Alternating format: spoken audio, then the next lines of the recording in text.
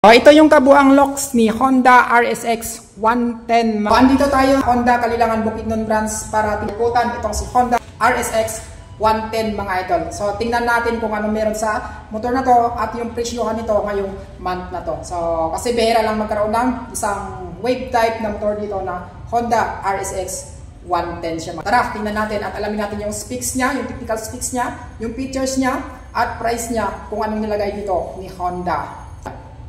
So ito yung kabuang locks ni Honda RSX 110 mga idol, no? Sa harapan niya ganyan siya. Gilid ganito. Yan. So tingnan muna natin yung technical specs ng motor na to.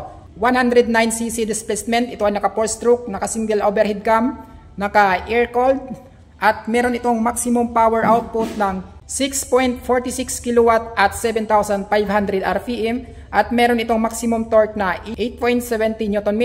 Pagdating sa fuel consumption niya, aabot ito ng 69.5 km per liter. Yun yan kay Honda. Pero depende pa rin yan sa throttle habit ng driver at saka sa road condition. Sa fuel tank capacity niya is umaabot siya ng 4 liters. Ganito yung pormahan niya mga idol, no? Sa headlight niya makikita natin yung valve type niya. So dito wala kang makikita na Honda dito. Dito na siya sa ilalim. So ayan mga idol, nakikita natin dyan yung pangalan ni or sticker ni Honda. Tapos makikita natin dito yung RSX na kanyang pangalan. So ayan siya mga idol. Tapos marami siyang mga sharp design. Dito naka-sharp dito, naka-sharp din. Tapos dito naka-sharp din siya mga idol, no? So ayan, ang ganda. Tapos pagdating naman sa signal light niya, valve type siya. Ayan, magsisilbing low beam dito sa taas. Tapos yung magsisilbing high beam niya naman is ito. Dito ang fender niya, flexible siya. Parang metallic black siya mga idol, no? So pagdating naman sa gulong niya, meron itong size na 70 by 90 by 710. So standard lang yung ano nito, yung gulong niya. So napakabilis lang nito hanapin pagdating sa aftermarket. So pagdating sa braking system niya, so ito, naka disc brake siya mga idol, no? Ayan, tapos meron siyang brand na caliper na Nissin. Wala siya ganong sticker mga idol, no? Maliban lang sa ganito. Tapos ang ganda ng pagka-forma niya. So ito, dito naka-gold.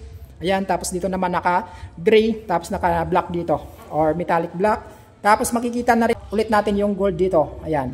So pababa. So dito nag-gray mga idol is naka-glossy na siya. So ang gold niya naman makikita natin dito hanggang doon na sa makikita mo rin pangalan dito ni PGMI or FI or fuel injected. Yung pangalan ni Honda, hindi rin yung mawawala dito sa body niya. So, andito.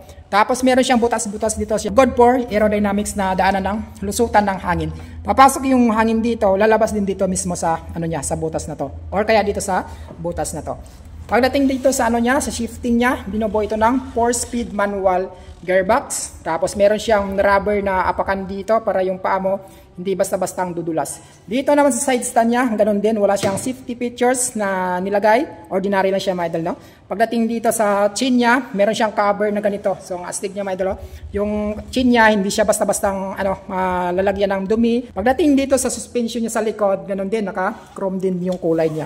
So, ito ay naka-coil spring, dalawa. Isa dito, saka isa dyan. So, yung sa likod, 80 by 90 by 710. So, stock lang siya, mga idol. Tapos, kung gusto mo nang magpalit ng aftermarket na gulong kasi nga gusto mo nang pormahan, paliliitan mo. So, ang dami dyan sa aftermarket na gulong na size 710. Dating naman sa kanyang braking system, naka-drum brake. Pero doon sa harapan niya, mga idol, no, naka-disc brake na siya. Dito lang sa likod, naka-drum brake siya. So, kung magaling ka sa adjustan, maganda yung kapit nito or yung stopping power niya. So, ito naman yung decals na sa gilid, no? Kung ano yung decals doon sa kabila, ganun din dito sa kabila. Kasi nga, hindi naman pwedeng mag-iba yung decal sa kabila compare dito sa kabila. Makikita natin yung RSX dito na naka-gray. Tapos yung gold na pahaba. Makikita natin dito yung PGMI FI, PGM FI or fuel injected. At hindi nawawala yung pangalan ni Honda dito. Ayan mga idol, nakakulay black.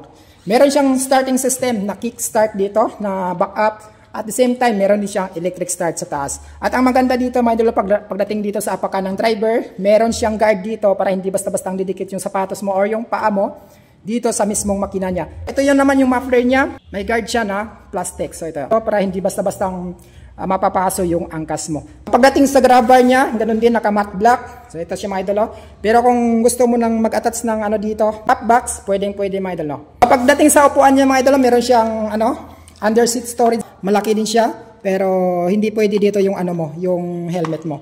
Pero kung yung mga personal belongings mo lamang, cellphone, mga gamit ng motor, yung kanyang papers, pwede dito. Pagdating naman sa upuan niya, makapal siya. Yung driver, dito yung angkas mo. So goods na rin ito pang long drive. Ignition key. So ang ganda niya mga idol, no? Meron siyang shutter lock ito. So kung gusto kong iiwan mo sa matataong lugar, i-lock mo lang to. So angat mo. Tapos yung susuian niya is matatabunan. So hindi na siya basta-bastang mabubutingting or masusian ng ibang tao. Pagdating sa meter panel niya, ganun din, naka-analog type. So ito.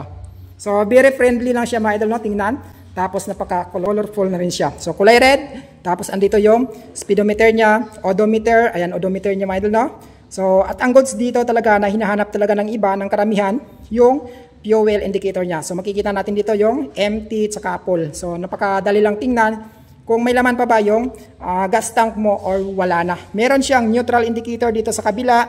Meron siyang gear indicator 1, 2, 3, 4 4-speed manual gearbox. Tapos meron siyang signal light indicator dito mga idol, no? Tapos dito makikita natin yung high beam, low beam indicator at ito naman yung battery health indicator. So makikita mo na dyan lahat, no mga idol, pati yung battery indicator niya. Pagdating dito sa manibela niya, so makikita natin yung mga switches na ayan, high beam, low beam. Ito naman yung busina niya.